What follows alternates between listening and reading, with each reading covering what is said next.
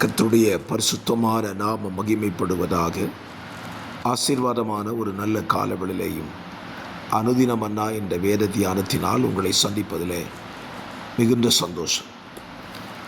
கிருபையாய் கர்த்தர் கொடுத்த நல்ல நாளுக்காக கர்த்தரை துதிப்போம். இந்த நாள் உங்களுக்கு ஆசீர்வாதமாய் நன்மையாக அமையட்டும். 2 நாளாகமும் 7ஆம் அதிகாரம். சாலமோன் தேவனுக்கென்று ஒரு ஆலயத்தை கட்டி ஆலய பிரதிஷ்டை விழாவிலே அவன் ஜெபித்து முடித்த பொழுது கர்த்தருடைய ஆலயம் மகிமையால் நிரம்பிற்று என்று வேதம் சொல்லியிருக்கிறது. இந்த காலவெளியிலே 7ஆம் அதிகாரம் 1ஆம் வசனத்தை பாருங்கள். சாலமோன் ஜெபம் பண்ணி முடிக்கிற போது அக்கினி வானத்தில் இருந்து சர்வாங்க தகன பலியையும் மற்ற பலிகளையும் பட்சித்தது. கர்த்தருடைய மகிமை ஆலயத்தை நிரப்பிற்று. அக்கினி வானத்திலிருந்து இறங்கி பலியை பட்சித்தது. அப்படியானால் சாலமோன் தேவ சமூகத்தில் ஒரு நீண்ட ஜெபத்தை செய்கிறான். ஜெபத்துக்கு பிற்பாடு அவன் செலுத்தின பலிகள் பரலோகத்தினாலே அங்கீகரிக்கப்படுகிறது. இன்றைக்கும் பலரும் பலிகளை செலுத்துகிறார்கள். அவர்கள் செலுத்துகிற பலி பூமியில் உருவாக்கப்படுகிற அக்கினியினால் அது எரிக்கப்படுகிறது.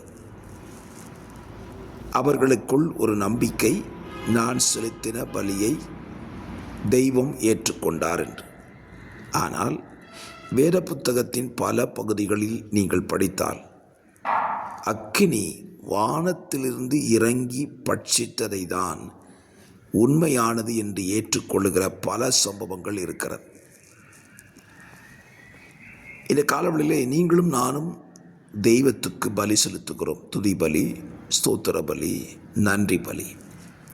இந்த பலிகள் எல்லாம் நம்மாலே உருவாக்கப்படுகிற அக்கினியினாலே தகனிக்கப்படக்கூடாது.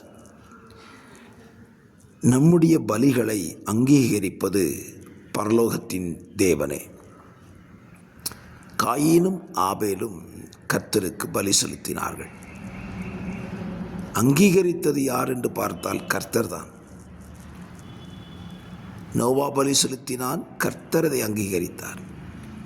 ஆகவே இந்த காலவெளியிலே நீங்களும் நானும் செலுத்துகிற பலியை கர்த்தர் அங்கீகரிக்கிறாரா என்பதை நாம் சிந்திக்க வேண்டும். கர்த்தர் அங்கீகரிக்கிறார் என்பதற்கு அடையாளம் அக்கினி வானத்திலிருந்து இறங்கிற்று. அப்படியானால் வானத்திலிருந்து இறங்குவதெல்லாம் தேவனுடைய அக்கினியா என்று நீங்கள் கேட்கலாம்.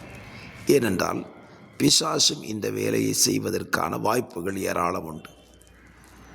நான் சொல்லுவேன், தேவனுடைய அக்கினி இறங்குமானால் பலி முற்றிலுமாய் அங்கீகரிக்கப்பட்டு அது ஸ்தோத்திரம் தேவனுக்கு பிரியமானதாய் அந்த பலி மாறிவிடும். இந்த காலவெளியில் உங்கள் வாழ்க்கையை யோசித்து பாருங்கள். நீங்கள் தேவனுடைய அக்கினினாலே நிரப்பப்படுகிறீர்களா? தேவனுடைய அக்கினி உங்கள் வாழ்க்கையில் உங்களுடைய பலிகளை, துதிகளை, ஆராதனைகளை ஏற்றுக்கொள்ளுகிறதா என்று சிந்தித்து பாருங்கள். அப்படி செய்தால் அது உங்களுக்கு ஆசீர்வாதம். பரிசுத்த பிதாவே, காலவெளியில் இந்த வார்த்தையின்படி எங்கள் ஜெபங்களை எல்லாம் நீர் ஏற்றுக்கொள்கிறீர் என்பதற்கான அடையாளத்தை வானத்திலிருந்து பெற்றுக்கொள்ள எங்களுக்கு உதவிச்சு.